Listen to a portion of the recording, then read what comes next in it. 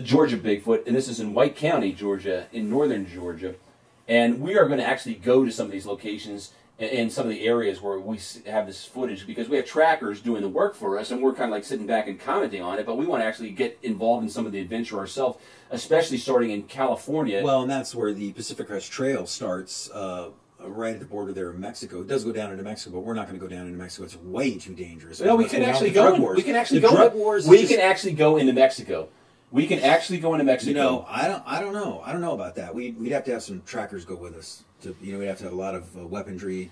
We'd have to have a lot of equipment with us. No, I'm suggesting that we actually go into Mexico and get some footage. Now, it's well known, it's becoming increasingly more well known, that Bigfoot travels the Pacific Crest Trail from Canada to Mexico on a semi-regular basis. This is a normal migratory route that's been going on, I don't know, 12,000 years, more maybe? At the minimum, I would assume. And I think people, they're suspecting that people do aid Bigfoot now because the climate was different years ago. There's even been a few stories told that some of the people that are traveling across the border from Mexico into the United States are traveling with Bigfoot.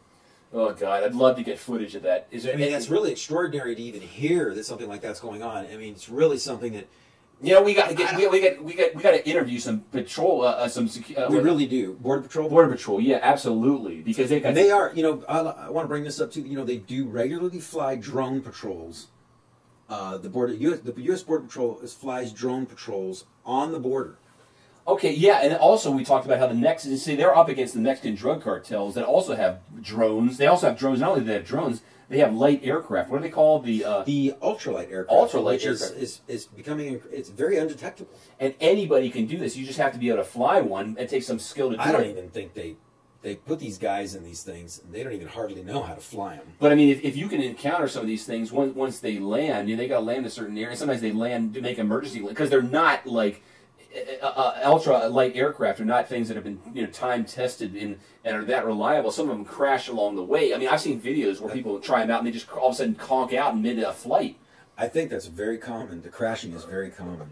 Now, what does that mean? What does that mean to adventurers? What does that mean to danger seekers? Well, it means you can pick up a lot of pot and cash. In cash, because they get paid in cash. And some of these guys carry $1 million. This is like a modern day gold rush. It is, exactly. Now, you might encounter one of these, because these things are flying around like locusts. There's tons of them all over the place, constantly shuttling back and forth, because they go under the radar. The one thing we do want to say right up front is we do not recommend that you attempt it, because it's very dangerous. Well, we're actually going to put ourselves on the line. And this is for Bigfoot research, though. That's had nothing to do with the pot or the money. Well, it's all for Bigfoot research. But for me personally, I would like to, if there is someone that has crashed and we come across a skeleton of a person, and I'll leave the pot alone, but I would take the cash. If you find someone that is a skeleton and there's a bag of cash there, I mean, we wouldn't want to leave that out there like that. We would like to leave the skeleton and the pot. We could leave the skeleton. I mean, you can take the cash. I'll take the pot. Okay, well, I'd leave the skeleton, but I'd take the cash. And I'd leave the pot as well. I don't want to get messed up in that.